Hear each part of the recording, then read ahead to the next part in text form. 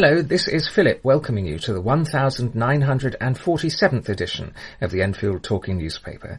Our dateline is the 27th of March 2014. Your readers this week were Alan, Jenny, Phil and Sonia, with Keith Baker on the controls. Unfortunately, there was a problem with the master tape this week, so this is a replacement tape read by me, Philip, and my mum, Shelley, who's visiting us this weekend for Mothering Sunday and has been roped in to help. As we'll be issuing the tape on Monday this week, you'll receive it slightly later, so we're sorry about that. The items that we'll be reading come from our local newspapers, the Enfield Gazette and Advertiser, and the Enfield Independent, and are their copyright.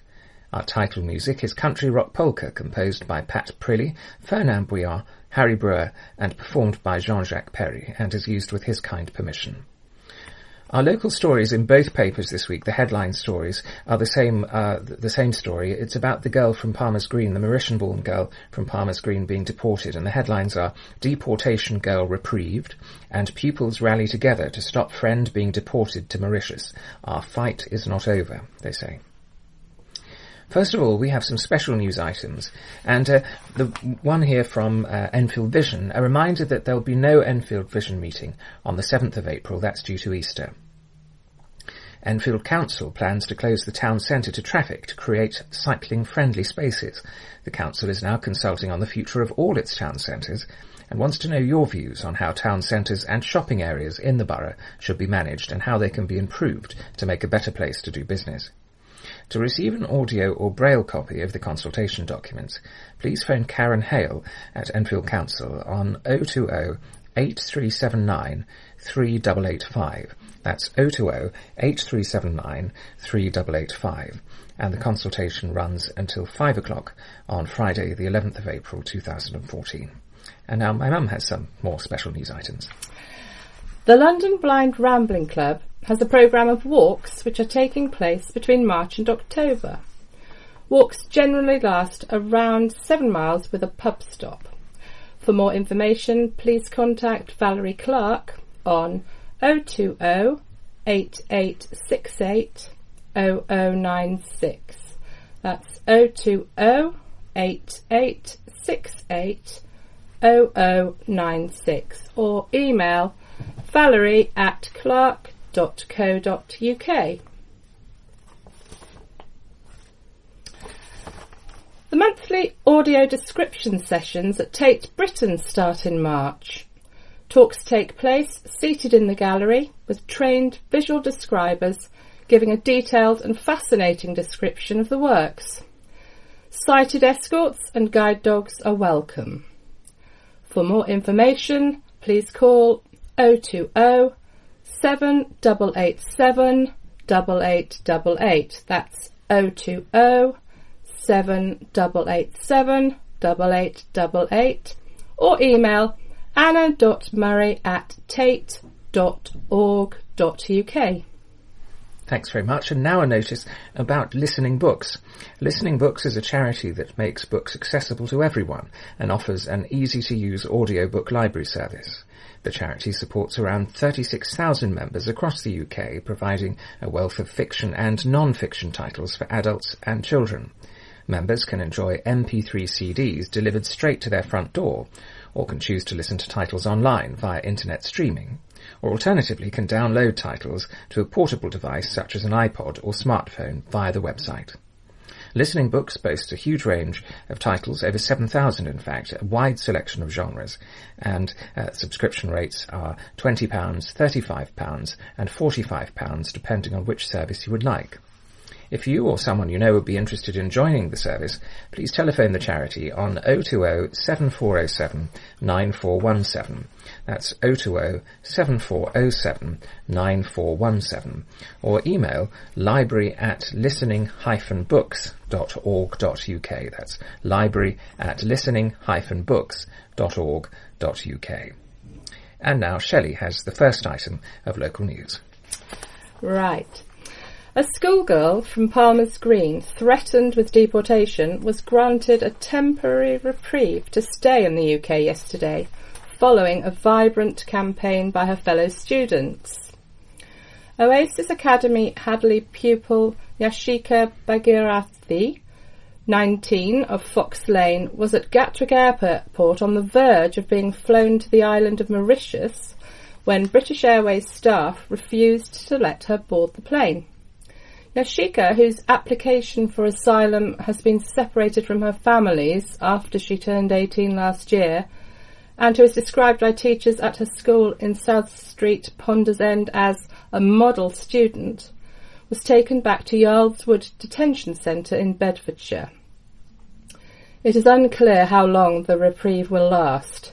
Standing outside the Home Office during a protest on Sunday, Steve Chalk, founder of the Oasis Trust, of which the Academy is a part, said, "This situation is so unjust. This government has spent lots of money on her education through us, but if she can't complete her A-levels, it will all have been for nothing. Quite aside from that, deportation would mean she will be taken away from her family and she would fear for her life." And I've got more on that story. The deportation of a student from Palmer's Green was halted yesterday after airline staff refused to allow her to board the flight. Students at Oasis Hadley Academy, who last week started a vibrant campaign to save their schoolmate Yashika Bigarathi from deportation, loudly cheered when they learned British Airways staff had refused to let the Year 13 student board the flight that was meant to take her back to her native Mauritius, alone and against her will. But the school in South Street, Ponders End, which has been supporting the teenager ever since she was first detained at Yarlswood Detention Centre in Bedfordshire in December, said it was unclear how long the reprieve would last. Principal Lynn Dawes told the Advertiser yesterday afternoon, "The students are incredibly pleased, but we all know at the moment... The students are incredibly pleased, but all we know at the moment is that she's been taken back to the detention centre. We're waiting to hear from our solicitors." Yashika came to the UK in 2011 with her mother, brother and sister in what the school said was an attempt to escape violence from a drug-dealing uncle. The 19-year-old, who started at the academy in 2012, faces deportation alone after her claim for asylum in the UK was dealt with separately from her family after she turned 18 last year. The Home Office has refused her appeal to stay in Britain, and she was meant to be deported yesterday. Yashika, who is described by teachers as a model student and a gifted mathematician, is due to sit her A-levels in maths, further maths, chemistry and French next month, and has already received offers from all 5 universities to which she has applied. Enfield Southgate Member of Parliament David Burrows, who's made representations on behalf of the schoolgirl to Immigration Minister James Brokenshire on Monday, said the deportation was thwarted because of BA staff's refusal to let her on the plane, and because Mr Brokenshire had not yet formally responded to his representations. He added, "My concern now is that she will be able to finish her A-levels at the very least, and that she is with her family and her friends in Enfield, and not in a detention centre far away." On Sunday, more than 100 students held a noisy rally outside the Home Office in central London in protest against the planned deportation. Classmate Abigail Chikosh, aged 18, said, "Yashika is very caring, and she always helps everybody. She wants to be a maths teacher and helps out with charity events. She must not be deported. She deserves to stay here with us. We're like a family to her." Yashika's mother attended the protest with her son Cherish, aged 11, and daughter Shavia, aged 16, who's a Year 11 pupil at the school. With tears in her eyes, Mrs Bhagirathi said, "I'm very happy to see all of the students supporting Yashika. My daughter is very caring to everyone. This is a difficult time for us." On Monday, solicitors acting on behalf of the Oasis Trust, of which the Academy is a part, submitted a fresh asylum application based on Article 8 of the European Convention on Human Rights, which states the right of a family life and security. An online petition calling on Home Secretary Theresa May to stop the deportation has so far attracted 86,000 signatures. A Home Office spokeswoman said, "The UK has a proud history of granting asylum to those who need it, and we consider every application on its individual merits. We do not routinely comment on individual cases."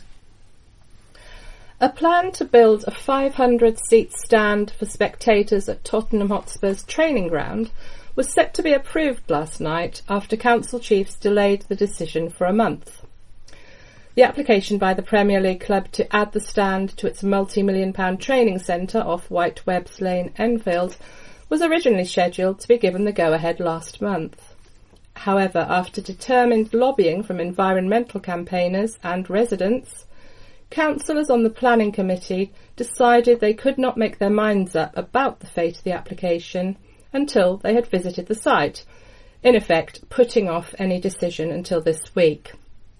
Speaking to the Advertiser before last night's meeting, Jill Simpson, who owns the Village Whole Food store in Forty Hill, Enfield, said she was determined to make her objections known to the committee in the face of officers' recommendations that the application should be granted.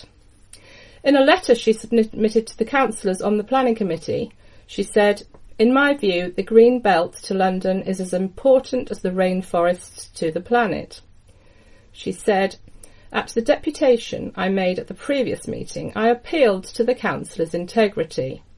I told them that they have a choice that boils down to whether they want to save the planet or support a football club."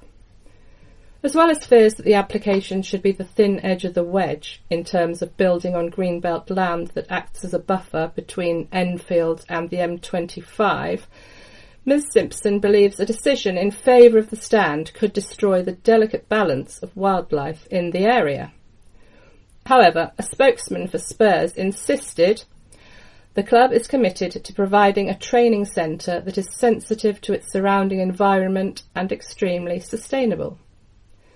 Responding to reports that residents had seen building materials being delivered to the site before the committee reached its decision, he said, "We have always fully respected the planning process and have delivered over and above expected requirements. It is therefore absurd to suggest that we would prejudge the decision of the committee in this way, and I can reiterate that no materials related to this application have been delivered to the site." A man has been found guilty of murder after killing his housemate after a row over a slammed door. Paul Floyd Marshall, aged 51, of Elmhurst Road, Freezywater, was sentenced to a minimum of 24 years in prison at the Old Bailey on Monday after killing Orville Brown, aged 47. The court heard that an argument arose between the two housemates over a slammed door on the 12th of July 2013. A fight then broke out, in which Mr. Brown was stabbed in the leg. Marshall was seen by a neighbour shortly after the incident, heading towards Albany Leisure Centre in Hertford Road, carrying a large bag. Police were made aware of the incident by another housemate, who found Mr. Brown face down in a pool of blood in the hallway. Officers also received a call from Marshall, who stated that there had been an incident in Elmhurst Road and that he had been involved. Marshall was arrested shortly afterwards and told police that they could find the murder weapon, a knife, in the front garden of the house. Detective Chief Inspector Dave Wellams from the Homicide and Major Crime Command said Marshall callously stabbed Orville Brown over what appears to be a trivial argument about a slammed door. A man has needlessly lost his life, and Marshall will now spend a significant amount of time in prison. I hope that this conviction will bring a small amount of solace to Mr. Brown's family. Construction work has started on the first phase of the redevelopment of the Ladderswood estate in New Southgate. Diggers, a pile driver and building materials arrived at the estate off Ladderswood Way last week to start the work, which will ultimately see a total of 517 new homes on the 3.2-hectare site, an 80-bedroom hotel, commercial space and a community centre.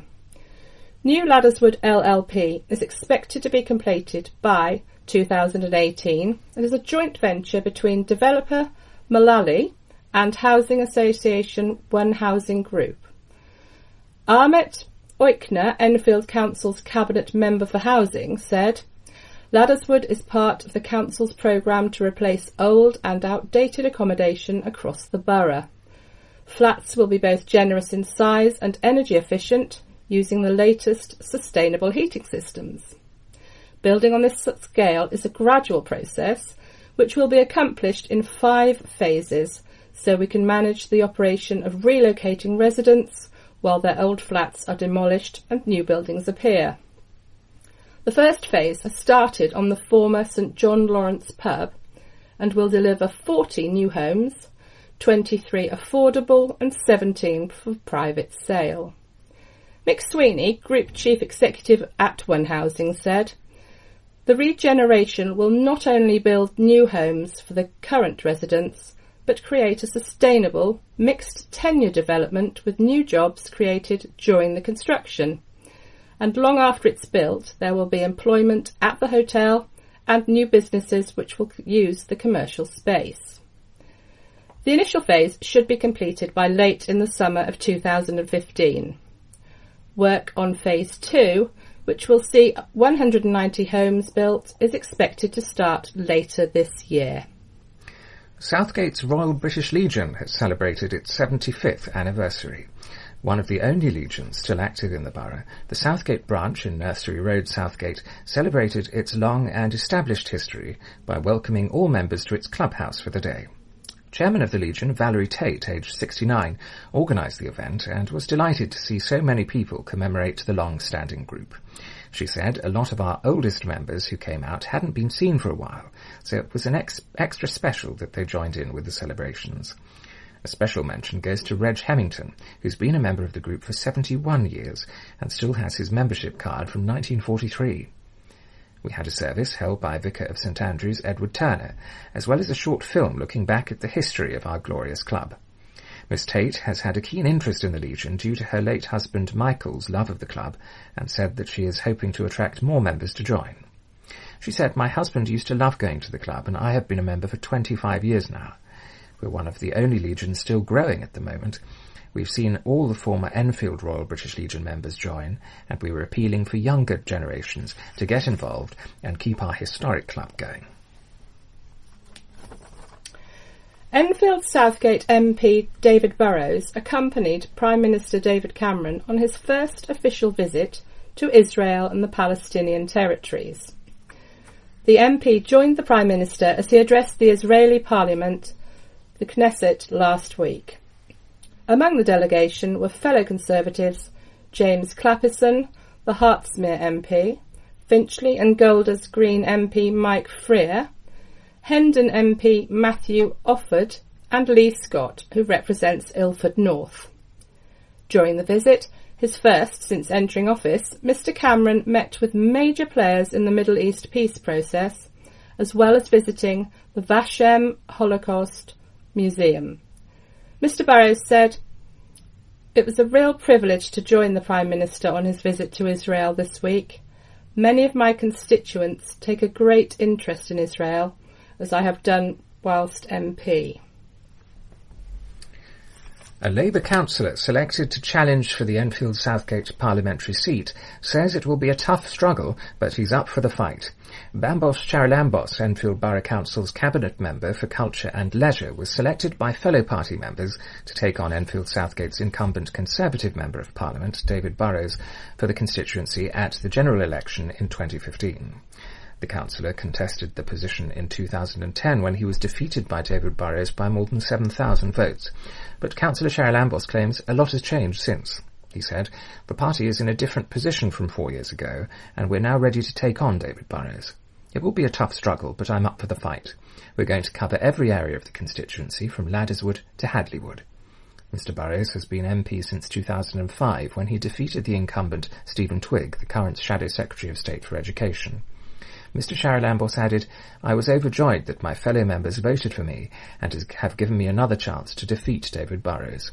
We'll be focusing our campaign on improving the future for young people who've been poorly treated under this government. We'll also target people who are now on low incomes or benefits, as there's been a rise in the cost of living." The councillor also said that protecting key services such as health and policing would be high on the agenda.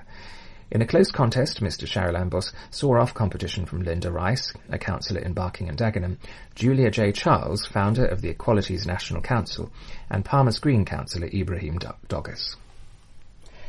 2 Enfield MPs have voted against legislation that would enable the government to downgrade or close a hospital without consultation.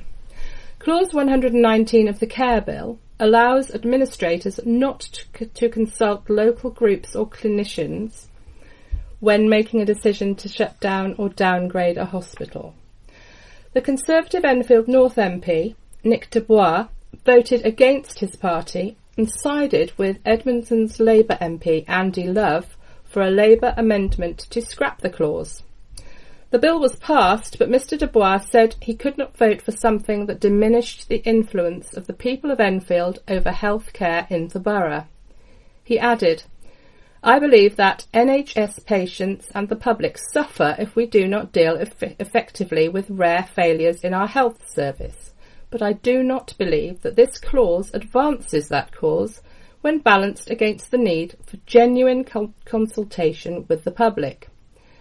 Royal Free Hospital is set to take over the Barnet and Chase Farm Hospitals Trust, which has a deficit of nearly £17 million.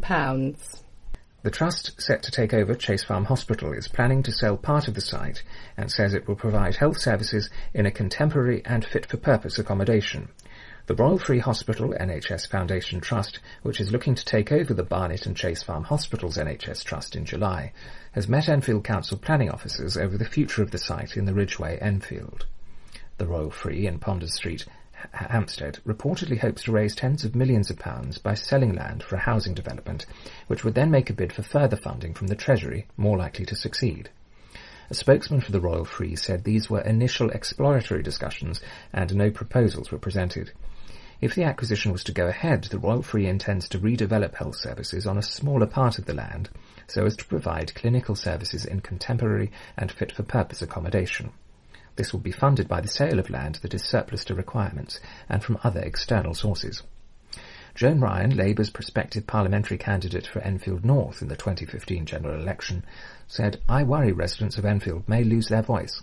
The outcome may be that Barnet Hospital becomes a poor relation, while Chase Farm becomes a forgotten one. We must be sure that any proceeds from sales will be invested in Chase Farm. The Royal Free need to be more open and accountable before we can have any faith in their future plans." Enfield North MP Nick Dubois was less concerned. He said, "My understanding is that these are exploratory talks. Selling land would be a way of achieving financial stability for the Trust, so they can get funds for investment in primary care and development of the hospital site. The Trust is doing its homework. Once the business case is finished, it should be published so we can see if it stacks up and ensure we get what we've been promised." The Royal Free submitted a business case to the NHS Trust Development Authority in January. Monitor, the health service regulator, is currently assessing the bid. Enfield was one of the worst North London boroughs for hit-and-run crashes between 2009 and 2012, police statistics reveal. With 528 recorded incidents in 4 years, including 4 deaths, Barnet experienced the most hit-and-run crashes in the area, with Enfield not far behind, with 489 incidents, including 4 deaths. Harrow suffered the lowest number, with a 4-year total of 209, while Haringey was close behind Barnet with 503. There were no deaths in Harrow during the recorded period, with 3 in Haringey. London-wide, more than 74 people a week were injured in collisions involving hit-and-run drivers in the capital in 2012. Greater London Authority figures show an increase in hit-and-runs each year from 2009. The data from the Met's London Road Safety Unit was obtained by Green Party London Assembly member Jenny Jones, who says the increasing number of incidents in the capital is being blamed on a higher number of illegal drivers. She said, "The Met has made a lot of progress in tackling the problem of hit-and-run drivers in recent years by removing thousands of uninsured and unlicensed drivers from our streets. But the number of hit-and-runs in London remains at a high level, which is incredibly concerning. We need the police to crack down on these illegal drivers urgently. We need to make our streets safer and to send a clear message that illegal drivers will not be tolerated." An unexpectedly high number of elderly patients are being admitted to hospital, and that's causing a backlog at the accident and emergency units serving the borough, health chiefs have said. At a special meeting of the Barnet, Enfield and Haringey Joint Health Scrutiny Panel, managers of the Barnet and Chase Farm Hospitals NHS Trust and North Middlesex University NHS Trust faced councillors at the Civic Centre in High Road, Wood Green on Monday. The meeting was called over concerns about A&E performance in Barnet and North Middlesex following the implementation of the clinical strategy which saw the accident and emergency unit at Chase Farm closed in December. Fiona Smith, Chief Operating Officer at Barnet and Chase Farm Trust, told councillors that patient flow at Barnet Hospital is being affected when high numbers of ambulances arrive at the A&E, and if bed occupancy rate reaches over 93%. In the week ending March the 16th, Barnet Hospital met the target of treating 95% of emergency patients within 4 hours for the first time in 7 weeks. That followed a persistent crisis, during which performance fell as low as 79.9%. Mrs. Smith said the number of elderly patients being admitted had increased over recent months, leading to pressures on beds. She also said the Trust was working with health commissioners and care homes to avoid unnecessary admissions. Paul Gates, Deputy Director of Operations at the London Ambulance Service, then revealed that between April and January, paramedics had taken 2,006 patients to hospitals from care homes in Barnet, compared to 1,538 in Enfield and 472 in Haringey. Mrs. Smith added, "The number of A&E attendances are as we expected, but admissions are higher. We still need to do more analysis to establish whether this is a new normal or whether this is an overlap from the winter pressures."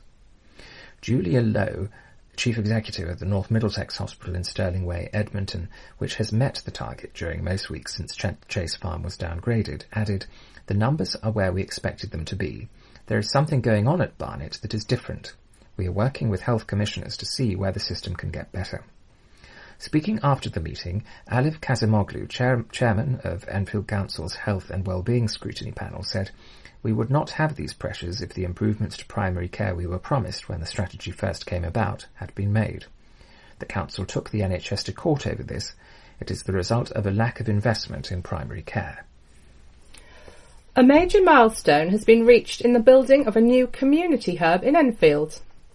The Ordnance Unity Centre in Ordnance Road, Enfield, Wash, will contain a community hall, doctors and dentist surgery.